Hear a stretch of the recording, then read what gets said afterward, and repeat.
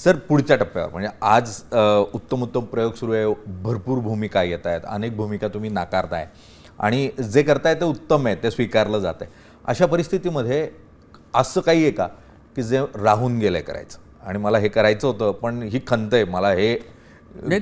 तसं नाही वाटत निलेश. कारण कसं काय होतं, प्रत्येक वेळेला भूमिका तुम्हाला मिळाली नाही. आता बाबुली भूमिका म्हणजे ही काय आहे ते चाचपडत एक्सप्लोअर करत शोधत असताना मला त्यात अनेक बारकावे अनेक छटा त्या भूमिकेमध्ये मिळाल्या. तर ती ही डेप्थ कुठल्याही नवीन भूमिकेला तुम्हाला मिळत जाते.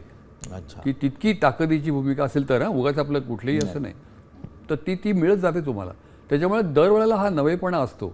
आणि माझं एक अगदी असं एक ब्रॉडली एक हे आहे की ती नवीन तुम्ही जी करायला घ्याल ना, ती नवी हवी, अजून न केलेली, वेगळी हवी, चांगली हवी. वेगळी नवी आहे पण बेकार भूमिका असे नाही, चांगली हवी आणि आव्हानात्मक हवी. ह्या 4 काय हे जर असल्या तर मला ती करायला आयडियली आवडते. कधी कधी या 4चा मिलाप होतो जो बाबुली मिस्त्रीमध्ये दशावतारमध्ये आहे. अगदी दशावतारच्या निमित्तानं पुन्हा एकदा दिलीप प्रभावळकर सरांशी गप्पा मारण्याची संधी मिळाली. सर आज 2 ऑक्टोबर आहे, गांधी जयंती, आणि मुन्नाबाईमधली तुमची भूमिका आणि त्यातून गांधीवाद हा नव्यानं वेगळ्या मार्गानं आमच्या पिढीला किंवा आमच्या नंतरच्या पिढीला समजू शकला.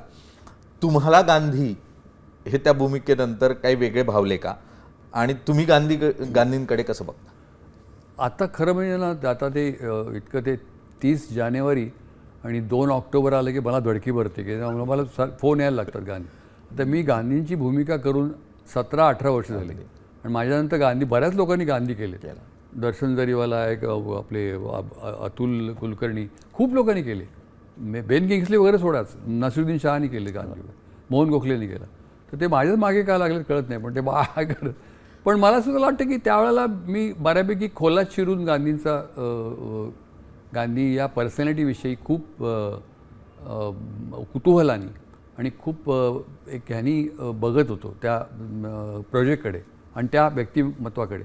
तर त्यांनी मला तयारीला म्हणून जे काही मटेरियल दिलं होतं, राजू हिरानी आणि विधू विनोद चोप्रानी प्रोड्युसर, तर त्याचा मला उपयोग झाला. आणि तुमच्यासारखा तो एक पत्रकार होता जो गांधींबरोबर राहिला होता, अमेरिकन पत्रकार होता, की जो भक्तिभावाने त्यांच्याकडे त्यांनी बघितलं नाही, माणूस म्हणून बघितलं.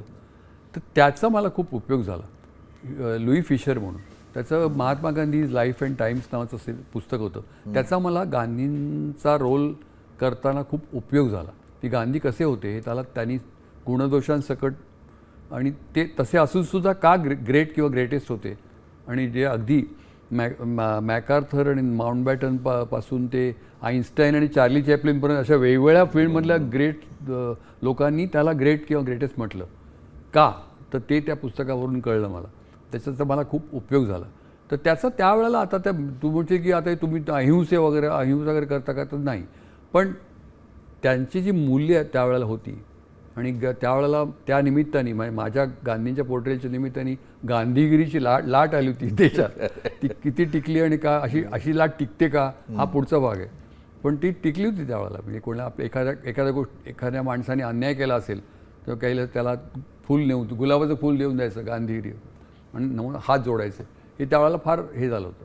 अगदी ते अर्थात आमच्या सुबोध खानोलकर सारखंच ते श्रेय राजू हिरानीचं होतं की तो ह्याच्यासारखा तोही लेखक दिग्दर्शक संकलक वगैरे असा होता. सर या निमित्तानं दशावतारच्या निमित्तानं तुम्ही आज आमच्या स्टुडिओमध्ये आलात, गप्पा मारल्यात आणि छान छान अनुभव सांगितलेत, त्यासाठी खूप खूप धन्यवाद. आणि तुम्हाला अशाच दशावतारी भूमिका येत्या काळातही मिळत राहू याही शुभेच्छा. खूप खूप धन्यवाद. नमस्कार. आता isakal.com आहे देशातील नंबर 1 ची मराठी न्यूज वेबसाईट. प्रत्येक अपडेटसाठी isakal.com ला नक्की भेट द्या.